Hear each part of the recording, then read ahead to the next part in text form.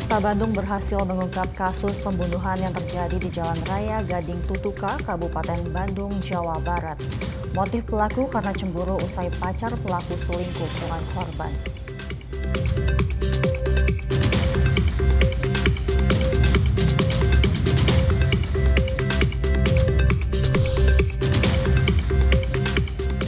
Korlantas Polri resmi menerbitkan surat izin mengemudi atau SIM C1 untuk kendaraan roda 2 dengan kapasitas mesin 250 hingga 500 cc.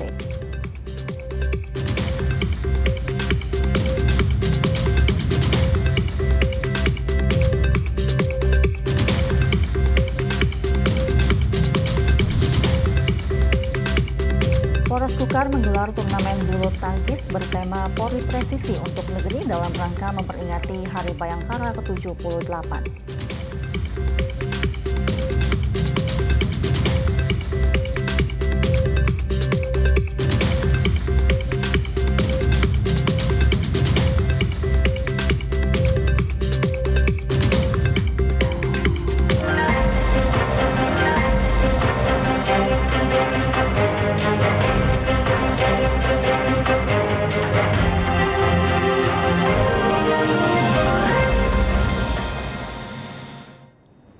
Selamat sore pemirsa, Presisi Utama kembali hadir untuk Anda. Seperti biasa, selain 3 berita utama tadi, selama 1 jam ke depan kami juga telah menyiapkan sejumlah informasi terkini lainnya.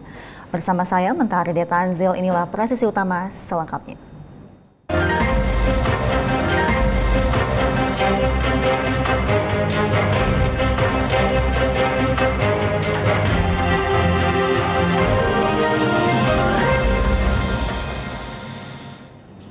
Keinformasi pertama, pemirsa, 4 jam setelah kejadian, Polresta Bandung berhasil mengungkap kasus pembunuhan yang terjadi di Jalan Raya Gading Tutuka, Desa Cincin, Kecamatan Soreang, Kabupaten Bandung, Jawa Barat.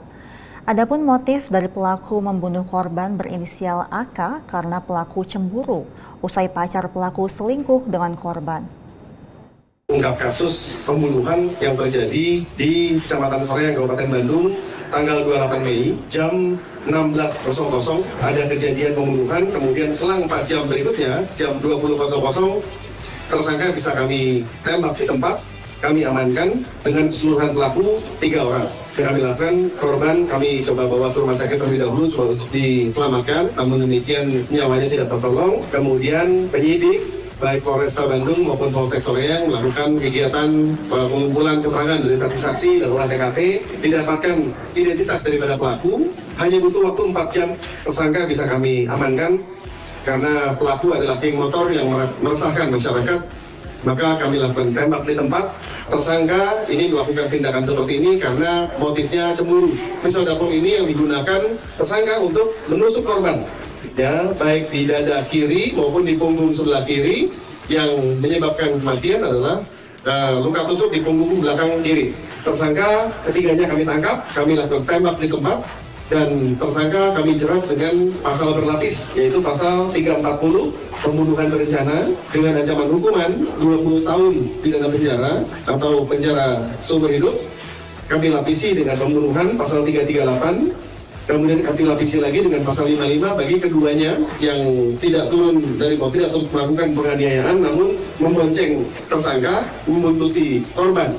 Kami telah buktikan bahwa bagi geng motor yang meresahkan kami tembak di tempat, dan hari ini kami buktikan lagi geng motor yang meresahkan kami tembak di tempat. Untuk geng motor kami harapkan, kami himbau jangan coba-coba untuk membuat keresahan dan keonaran di Kabupaten Bandung. Kami tembak di tempat seperti yang kami sudah contohkan pada hari ini. Wakapolres Belitung Kompol Yuda Wicaksono menggelar konferensi pers terkait kasus penganiayaan terencana yang melibatkan 3 tersangka yakni HW 27 tahun, HS 50 tahun, dan RS 29 tahun di Mapolres Belitung. Ketiga tersangka diketahui bersekongkol untuk melukai hingga menghabisi nyawa korban berinisial LN 36 tahun. Baik, pada siang hari ini kami dari Polres Belitung akan melakukan press release ya terkait ungkap kasus pelaku tindak pidana penganiayaan, yang mana tindak pidana penganiayaan ini sesuai dari LPB nomor 37 Romawi 4 2024 SPKT Polres Belitung ya pada tanggal 26 April 2024. Jadi kronologi kejadian yang bisa kami sampaikan di sini bahwa pada saat ini kami sudah mengamankan ya 3 orang pelaku terkait pidana penganiayaan, yang mana pidana penganiayaan ini terjadi di wilayah hukum Polres Belitung. Ya, kronologi singkat yang bisa kami sampaikan di sini bahwa dari 3 tersangka yang ada di belakang saya ini adalah merupakan sudah sekongkol, dalam artian tindak pidana penganiayaan ini sebelumnya sudah direncanakan, ya seperti itu. Jadi ada beberapa orang yang kita sudah amankan di sini. Yang pertama itu adalah saudara HW, ya, yang mana di sini HW ini adalah sebagai eksekutor, ya eksekutor untuk melakukan penganiayaan tersebut. Ya, berumur 27 tahun, ya. Kemudian yang kedua adalah inisial HS, berumur 50 tahun, yang mana HS ini adalah boleh dikatakan sebagai penyuruhnya lah, otak dari untuk melakukan penganiayaan tersebut. Dan yang kedua adalah RS, 29 tahun, wanita, yang di sini adalah sebagai penghubung, ya, penghubung yang mencari ataupun menemukan eksekutor tadi, ya saudara HW tadi. Ya, jadi kronologinya bahwa korban ini adalah pegawai yang bekerja di rumah salah satu majikan yang bersama-sama dari saudara HS, ya. Jadi saudara korban ini memang dia bekerja bersama saudara HS, yang mana saudara HS ini tidak senang, ya, melihat korban ini karena sering dekat sekali dengan bos ataupun majikan, ya. Jadi situlah timbul rasa iri, ya, dari saudara HS ini, akhirnya merasa tidak senang kepada korban dan akhirnya ingin melenyapkan nyawa korban, ya, pada awalnya seperti itu, dengan iming-iming kepada saudara HW tadi sebagai eksekutor itu apabila dia berhasil membunuh korban itu akan dikasih upah ataupun biaya sebesar 100 juta. Nah, dengan kemudian apabila dia bisa menganiaya korban dengan luka berat itu dibayar 50 juta, ya. Jadi memang dari kasus ini memang ada kemungkinan mungkin adalah bisa dikatakan sebagai sudah terencana sebelumnya, ya. Tapi dari hasil yang kita dapat, kita amankan di sini ada beberapa barang bukti juga bagi penguatan dari yang sudah bisa disampaikan oleh penyidik. Ada beberapa ini handphone dimiliki tersangka, kemudian kendaraan yang digunakan, ya, mohon maaf, yang digunakan oleh eksekutor tadi untuk melakukan kegiatannya, dan juga ada beberapa baju, ya, baju korban yang pada saat digunakan pada saat kejadian. Kemudian untuk pasal yang dilanggar atau disangkakan, yaitu bahwa di sini penyidik sudah menetapkan dari ketiga pelaku ini, yaitu dikenakan pasal 351 ayat 2 atau pasal 355 ayat 1, yang mana ancaman hukumannya, ya, penjara paling lama untuk pasal 351 ayat 2, hukuman penjara paling lama 5 tahun.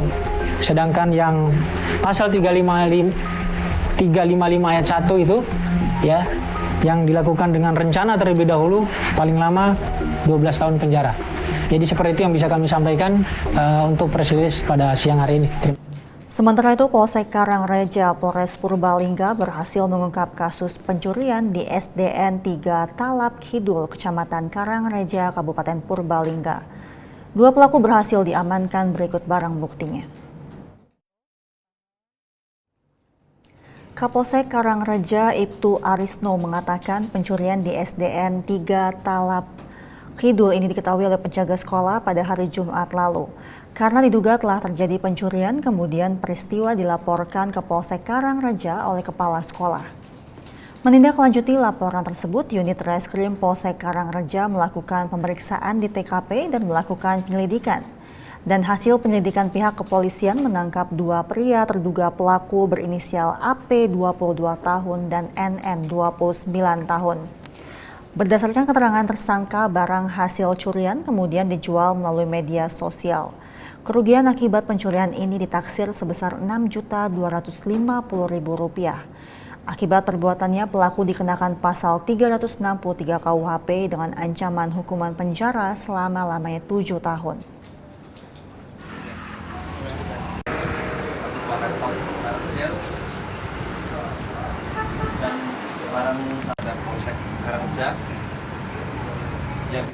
Seorang warga Semarang, Jawa Tengah berinisial FB ditangkap polisi karena tersangkut kasus pembobolan minimarket di Pengasih Kulon Progo, daerah istimewa Yogyakarta. Pelaku mengaku nekat mencuri uang senilai Rp23 juta karena terlilit utang.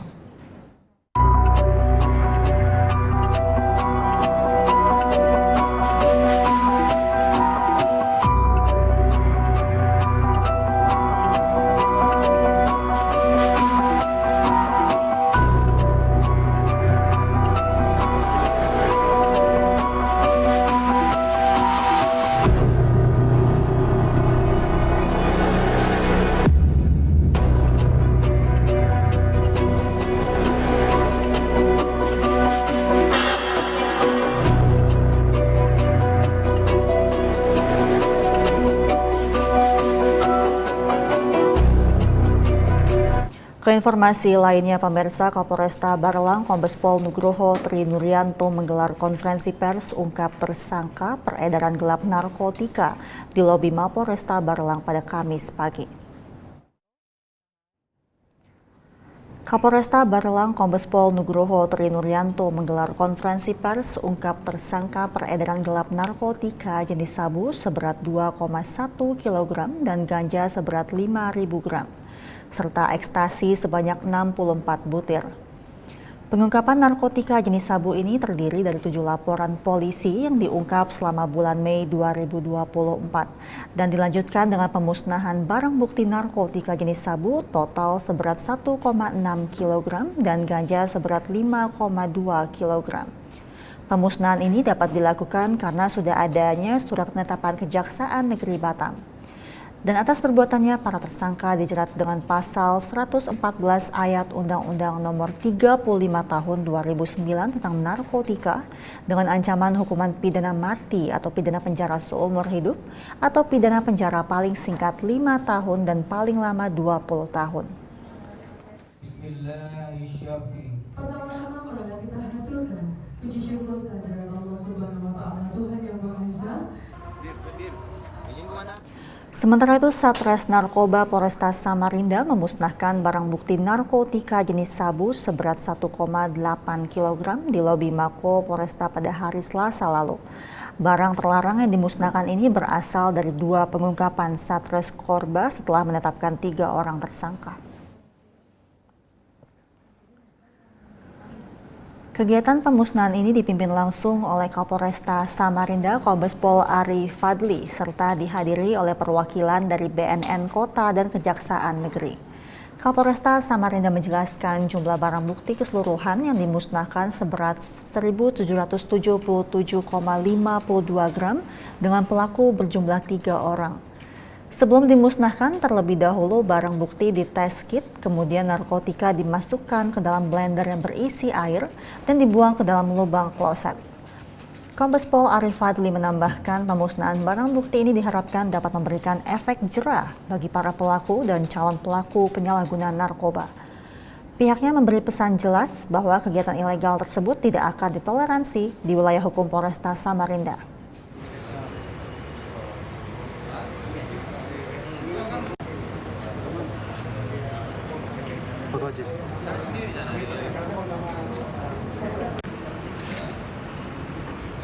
Pemirsa, kami akan segera kembali usai jeda berikut ini.